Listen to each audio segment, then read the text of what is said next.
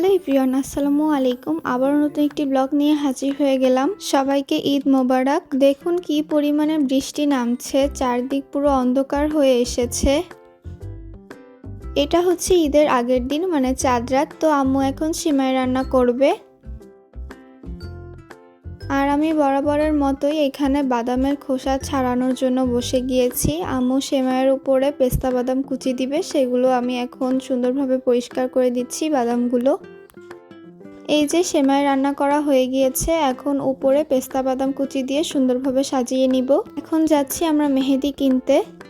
তারপর সেভয়ের এই ক্ষীরমালাই আইসক্রিমটাও নিয়েছিলাম, খেতে খুবই মজা ছিল। আর আমরা এবার একটা অর্গানিক মেহেদি কিনেছিলাম। এখন আম্মু আমার হাতে মেহেদি দিয়ে দিচ্ছে। তো আমি একদম সিম্পল একটা ডিজাইন নিয়েছিলাম, আর মেহেদি ডিজাইনটা কেমন হয়েছে সবাই কমেন্টে জানাবেন।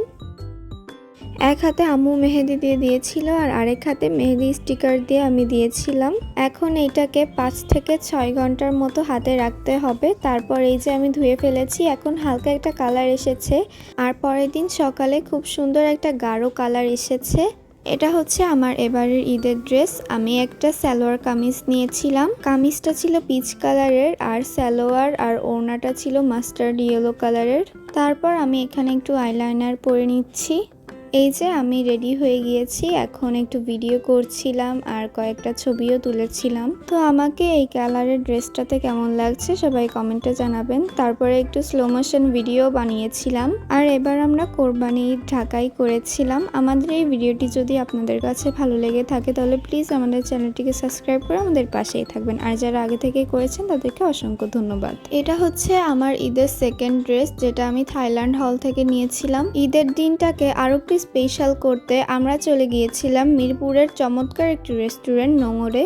এখানকার নান্দনিক পরিবেশ আর ঈদের দিনের উপচে পড়া ভিড় সব মিলিয়ে পরিবেশটা অসাধারণ ছিল।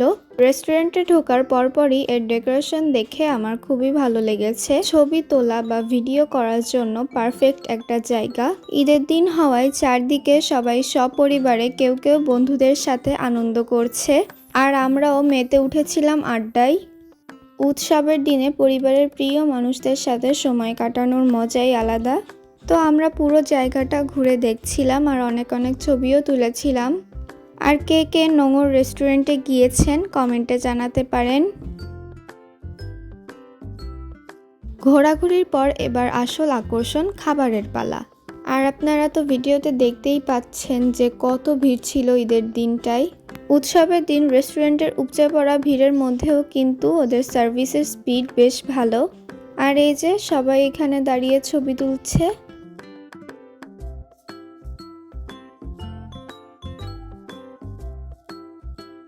রেস্টুরেন্টে বসার পর আমাদের হাতে যখন মেনু কার্ড এলো, তখন তো আমরা পুরাই কনফিউজড যে কোনটা রেখে কোনটা খাবো। নোঙরের মেনু কার্ডে বেশ চমৎকার সব আইটেম ছিল।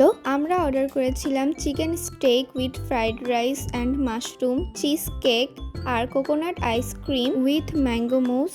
চিজ কেকের সাথে একটা মেল্টেড ডার্ক চকলেট ছিল, যেটা দিয়ে খেতে খুবই ভালো লাগছিল। আমি নিয়েছিলাম চিজ কেক, আর আমার আম্মু নিয়েছিল কোকোনাট আইসক্রিম উইথ ম্যাঙ্গো মুস, আর আমার বাবা নিয়েছিল চিকেন স্টেক। তো আমার আম্মু একটু চিজ কেকটাও ট্রাই করে দেখছিল।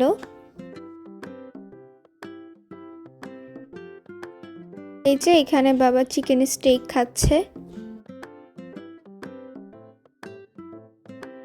তারপর আমরা অর্ডার করেছিলাম কিটক্যাট শেক, যেটা খেতে খুবই মজা ছিল। খাবারের স্বাদ আর এখানকার পরিবেশ সব মিলিয়ে নোঙরে আমাদের ঈদের দিনটা খুবই ভালো কেটেছে। তারপরে চলে গিয়েছিলাম মিস্টার ডিআইওয়াইতে। এখান থেকে আমি একটা কিচেন দেখছিলাম। চলুন মিস্টার ডিআইওয়াই থেকে কি নিয়েছি আপনাদের সাথে শেয়ার করি। আমি নিয়েছিলাম এই slab bracelet with avocado coin পার্সটা। এইটা আমার কাছে অনেকটা ইউনিক আর খুবই সুন্দর লেগেছে। এইটার ব্রেসলেটের মতো হাতে পরা যায়, আর এই যে ছোট্ট ব্যাগ বা পার্স, এটার মধ্যে কয়েন বা টাকা রাখা যাবে। আজকের ব্লগটা এই পর্যন্তই। সবাই ভালো থাকবেন, সুস্থ থাকবেন। আবার নতুন একটি ব্লগ নিয়ে দেখা হবে। আল্লাহ হাফেজ।